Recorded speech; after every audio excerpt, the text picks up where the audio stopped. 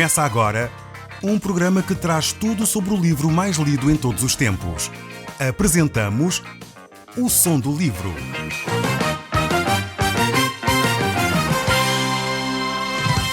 Seja muito bem-vindo. Neste podcast vai encontrar o livro mais conhecido e lido em todo o mundo.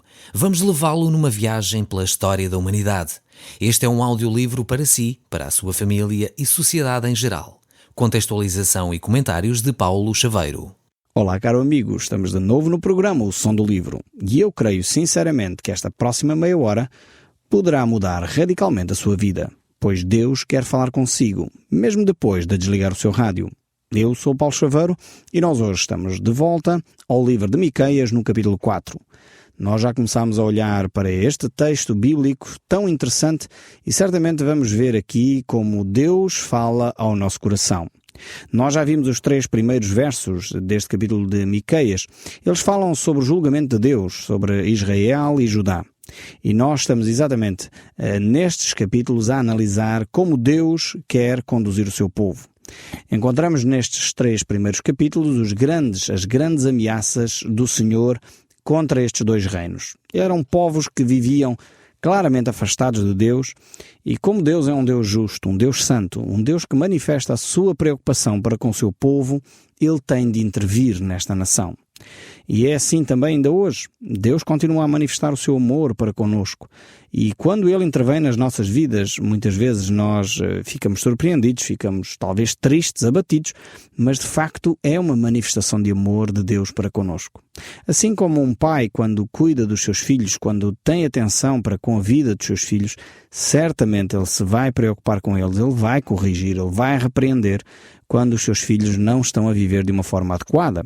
Eu, como pai, faço isso e creio que todos aqueles que têm filhos, se têm um mínimo interesse pelos seus filhos, como é óbvio, vão preocupar-se com eles. Quando os meus filhos chegam a casa e têm notas menos boas ou têm insuficientes ou coisas do género, é claro que eu vou ter que conversar com eles, avaliar quais são as suas dificuldades, verificar que tipo de ajuda nós podemos dar para poderem melhorar as notas.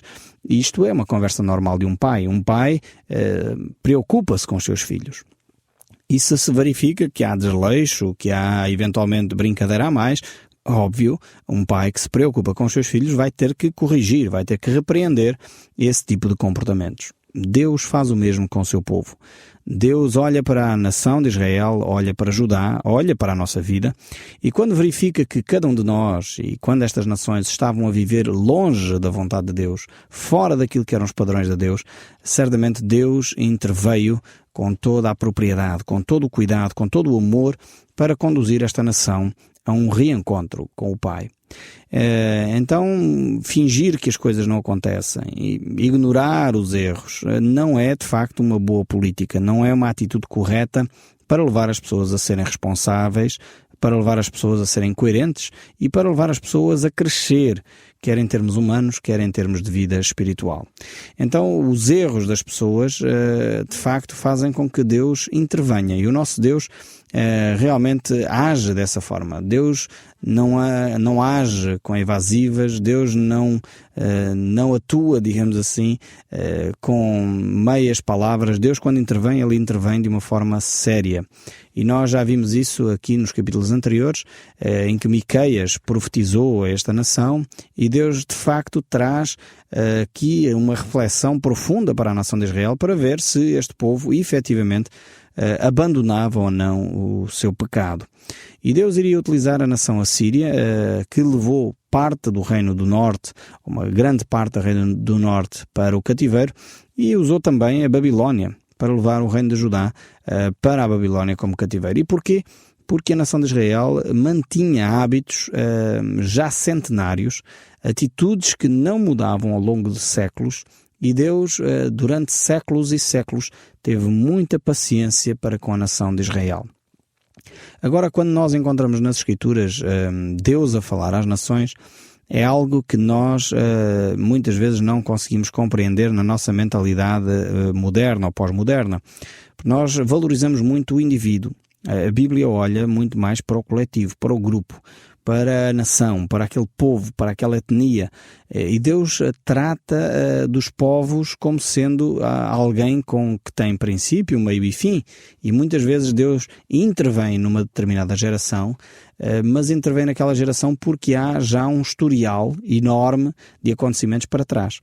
Nós, com a nossa mentalidade chamada pós-moderna ou moderna, nós tendemos sempre a olhar para aquela geração e muitas vezes não avaliamos as consequências das gerações anteriores à nossa, ou nem nos sentimos minimamente responsáveis por aquilo que os nossos pais e os nossos avós fizeram.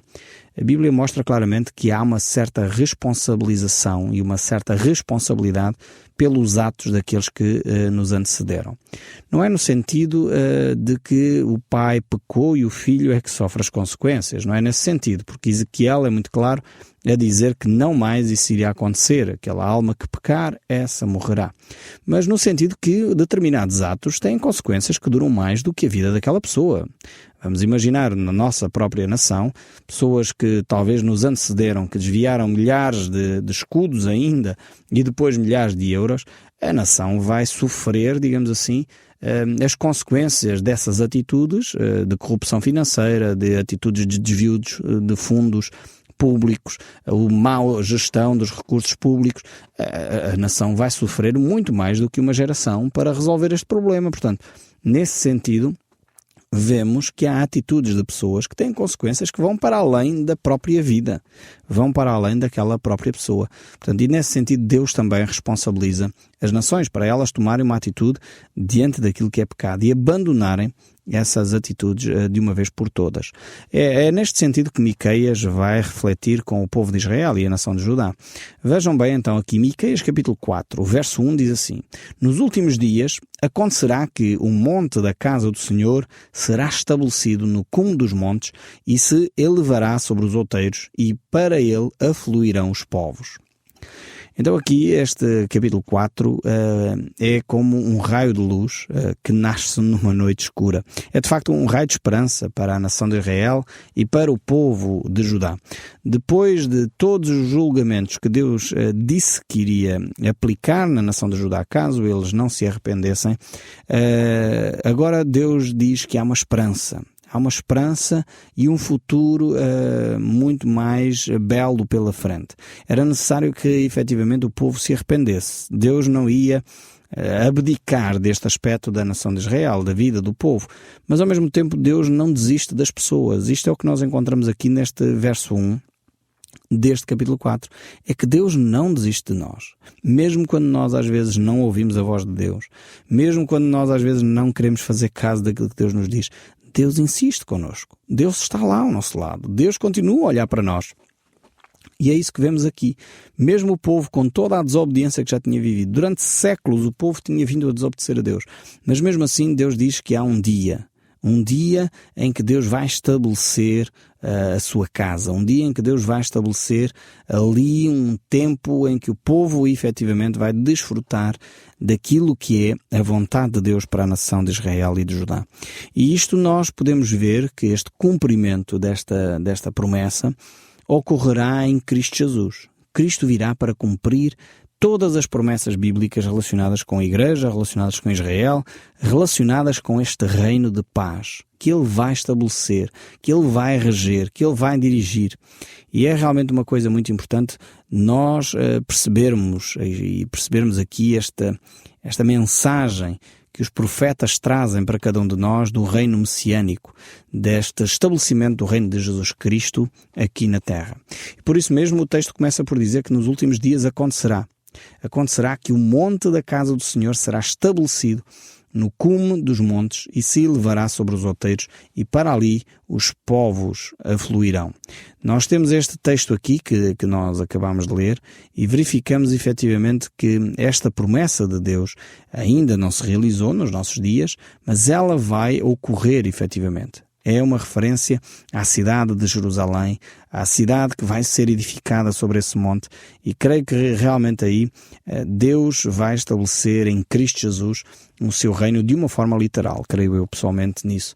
É verdade que a Bíblia usa muitas vezes termos no sentido figurado, É possível também que seja isso, mas pessoalmente eu creio que aqui Deus está a falar de um sentido literal.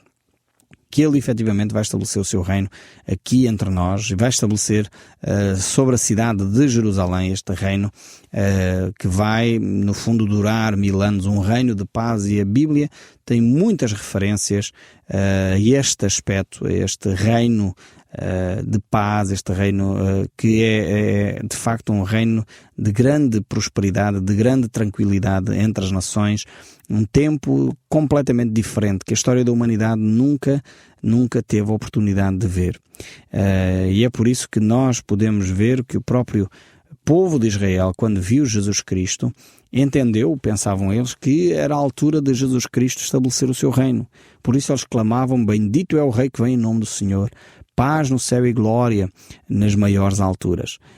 Só que de facto os profetas não viram este ato, este vale que vai entre a profecia que Miqueias nos dá aqui, e ele vai relatá-la depois nos próximos capítulos, nos próximos versículos, e aquilo que é o reino efetivo de Jesus Cristo. É por isso que mesmo os discípulos, quando andavam com Jesus Cristo, alguns deles tinham dúvidas se seria aquela altura ou não em que Jesus Cristo iria estabelecer o seu reino.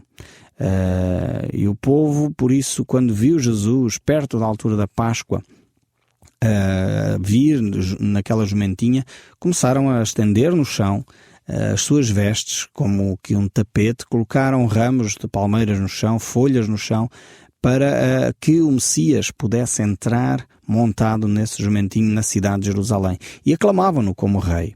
Foi exatamente isso que assustou as autoridades judaicas e que fez com que eles tomassem uma posição muito mais firme, querer terminar com a vida de Jesus. Só que isso fazia parte do plano de Deus. Ou seja, essa ira, essa raiva, esse ódio que os religiosos daquela época, e infelizmente alguns se calhar da nossa época também, alimentam no seu coração, portanto foi de alguma forma utilizado por Deus. Não é que Deus fomentou isso, não é essa a ideia, mas é que Deus utiliza até as coisas loucas deste mundo para confundir as sábias. E mesmo aquele ódio que estes fariseus hipócritas tinham, Deus utilizou isso para cumprir o seu plano, que era salvar toda a humanidade através da morte e da ressurreição de Jesus Cristo. Então, não foi no sentido literal que Jesus Cristo estabeleceu o seu reino em Jerusalém naquela altura, quando foi aclamado rei sobre aquele jumentinho quando ele entrou na cidade de Jerusalém, mas Cristo Jesus efetivamente irá estabelecer o seu reino. E era esta, de alguma forma, a distorção da profecia que os profetas não perceberam, não vislumbraram, não entenderam, porque de facto a Igreja era um mistério oculto desde os séculos. Dizia já o apóstolo Paulo, as Escrituras referem isso várias vezes, que a Igreja era um mistério. E alguém deu uma imagem que ajuda a compreendermos o que é que aconteceu nas visões que os profetas recebiam sobre esta matéria. Alguém disse um dia que as profecias que os profetas do Velho Testamento receberam era como se fosse o cume de montanhas. Eles viam o nascimento de Cristo e depois, mais à frente, eles viam o estabelecimento do reino de Jesus Cristo, o reino terreno de Jesus Cristo. O que eles não viam era um vale imenso que ia entre o cume desta primeira montanha, que era o nascimento de Cristo, e o cume da segunda, que é o estabelecimento do reino de Cristo. E de facto, quando tive o privilégio de estar há uns anos atrás nos Alpes, na Suíça, deu para perceber esta imagem. De facto é assim, quando há montanhas, uma cordilheira de montanhas seguida, e se nós estamos no enfiamento dos cumes, parece que aquilo é mesmo uma montanha, quando na realidade não são. Às vezes há centenas e centenas ou milhares de quilómetros que distanciam uma montanha da outra. E eu creio que foi exatamente isso que aconteceu aqui com estas profecias, em que no vale, digamos assim, neste intervalo entre estes dois cumes destas montanhas, existe a Igreja, que era esse mistério oculto desde os séculos que Deus tornou revelado ao homem a partir dessa ressurreição e da ascensão de Cristo aos céus. De facto, a humanidade não estava à espera deste milagre, mais uma vez deste ato de amor, que é o estabelecimento desta nova dispensação, que é a dispensação da graça. Um relacionamento que Deus tem com o homem completamente diferente. Infelizmente, mais uma vez, nós seres humanos temos desperdiçado muitas vezes as oportunidades que Deus nos dá. e preferimos voltar à religião, voltar à idolatria, voltar a fazer as coisas à nossa maneira, em vez de olharmos para Deus, nos desligarmos dessas religiosidades, desenvencilharmos dessas atitudes que prejudicam a nossa caminhada cristã e ligarmos efetivamente a Deus. Precisamos de ter esse relacionamento com Deus, e é isso que Deus quer realizar em nós. Miqueias, aqui no capítulo 4, verso 2, diz ainda: irão muitas nações e dirão: vinde e subamos ao monte do Senhor e à casa de Deus de Jacó, para que nos ensine os seus caminhos e andemos pelas suas veredas, porque de Sião procederá a lei e a palavra do Senhor de Jerusalém. Vemos aqui que neste período de tempo, de novo, a nação de Israel vai assumir outra vez um papel primordial, portanto, no espalhar da palavra de Deus. Vai ser, digamos assim, a partir de Israel, de Jerusalém, que a palavra de Deus se vai espalhar pelo mundo. Então, em face a estas palavras, nós podemos dizer que milhões de judeus presentemente em Jerusalém não querem dizer necessariamente que esta profecia aqui de Miqueias seja cumprida agora. Apesar de haver um retorno a Jerusalém, apesar de existir agora um Israel físico, político, geográfico, não quer dizer que já estamos no cumprimento desta profecia aqui. Estamos a falar de um outro período em que, efetivamente, a Igreja terá um papel diferente, porque a Igreja passou a ser o povo de Deus e a nação de Israel reassumirá um papel fundamental na história da humanidade de novo. Mas para isso é necessário que haja uma alteração. Haja necessidade de uma alteração no coração desta nação, no coração deste povo, voltando-se para o Messias. Muitos dos judeus atualmente ainda esperam o Messias, não aceitam Cristo como sendo o Messias que havia de vir, porque eles esperam e aguardam um Messias que será rei. Aliás, era isso que eles esperavam e por isso aclamaram Jesus como sendo o rei em Israel, quando na realidade Jesus Cristo, naquela altura, veio para reinar nos nossos corações, veio para reinar num território e num terreno não geográfico, mas espiritual, um território que é o nosso coração, a nossa vida. Criar um povo que não tem a ver com etnia, que não tem a ver com língua, tem a ver com espírito e verdade, que é o povo filho de Deus, povo cristão. E isto o mundo não compreendia, os israelitas não entendiam, eles estavam habituados a pensar que Cristo viria para a nação judaica e o povo tinha de ter uma língua e uma cultura própria e uma área geográfica concreta. Agora, Cristo Jesus vem e altera todos estes padrões, mostrando que o povo de Deus é um povo composto por todas as raças, por todos os povos, por todas as línguas, por todas as cores, e é um povo diversificado, um povo criativo. Uns adoram a Deus de uma maneira, outros adoram a Deus de outra, uns gostam de cantar e dançar, outros gostam de ficar sentados em meditação, e este é o povo de Deus. Este é o grande milagre que Deus opera através da pessoa de Cristo Jesus. É isto que Jesus Cristo veio fazer ao transformar o coração do homem. Não mais há espaço para a xenofobia, não mais há espaço para discriminações, porque em Cristo Jesus, quer judeu, quer grego, quer homem, quer mulher, são um em Cristo Jesus. Porque efetivamente Deus veio para transformar o coração da humanidade. E é esse grande milagre que os judeus da sua época, da época de Jesus Cristo, os judeus depois em seguida não entenderam que esta alteração era produzida por ação do Espírito Santo e era produzida no coração do homem. Agora, Miqueias aqui reporta-se a um outro período, que será um período literal, não este período em que nós estamos a viver, que era o mistério oculto desde os séculos, mas este período em que efetivamente em Jerusalém, na cidade de Jerusalém, no Monte Santo do Senhor, será estabelecido este reino físico, material, em que Cristo irá reinar sobre as nações. E é esta a palavra que aqui Miqueias nos traz. Há um vivo interesse do povo pela palavra de Deus. E cada vez mais verificamos isso também entre nós. E por ocasião desse período que Cristo irá estabelecer, por ocasião do milénio, Satanás será preso, será retirada a sua influência sobre o mundo e dessa forma Jesus Cristo irá reinar com toda a propriedade. Um grande orador um dia disse, Moody, disse que o pecado afasta o homem da Bíblia ou a Bíblia afasta o homem do pecado. Isto é uma verdade incontornável. É por isso que eu creio que muitos entre nós não querem ter muito a ver com a Bíblia, não querem ouvir o som do livro, porque aquilo incomoda. Falamos de coisas que têm a ver connosco, falamos de assuntos que mexem com o nosso íntimo, falamos de assuntos que trazem esperança, é verdade, mas também colocam o dedo na ferida. Porque sem retirar o tumor, sem retirar esse cancro que está entre nós não podemos ter uma esperança de vida muito grande. E por isso mesmo, Deus quer fazer esta cirurgia espiritual, podemos usar esta imagem, para que efetivamente nós tenhamos uma qualidade de vida e uma esperança de vida muito para além daquilo que nós podemos imaginar. É por isso que o desafio da palavra de Deus é este. E ele também prossegue, Miqueias de novo, enfatizando esta ideia da nação de Israel, e ele diz no verso 3, ele julgará entre muitos povos e corrigirá nações poderosas e longínquas. Estas converterão as suas espadas em relhas e arados e as suas lanças em foices. Uma nação não levantará uma espada contra a outra nação, nem aprenderão mais a guerra.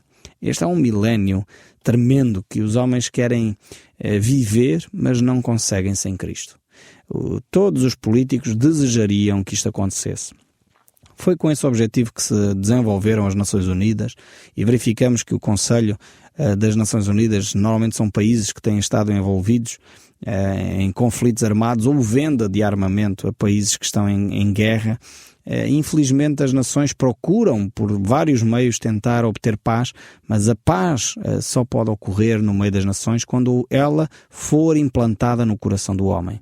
E isso só é possível quando Cristo efetivamente entrar na vida de cada um de nós, quando nós reconhecermos as nossas limitações, quando nós reconhecermos o nosso pecado e confessemos-lo a Cristo, abandonando-o, certamente então podemos experimentar essa vida e vida em abundância. De resto, o ser humano tem feito uma corrida terrível às armas, uma corrida terrível ao armamento bélico, constantemente por assuntos que quase não são assuntos, se desenvolve uma guerra, e é triste verificar que, apesar de todos os esforços humanos, as guerras continuam, persistem cada vez mais violentas, cada vez com mais miséria, porque na realidade, no coração do homem não está a fazer o bem. O Som do Livro, uma produção da Rádio Transmundial de Portugal.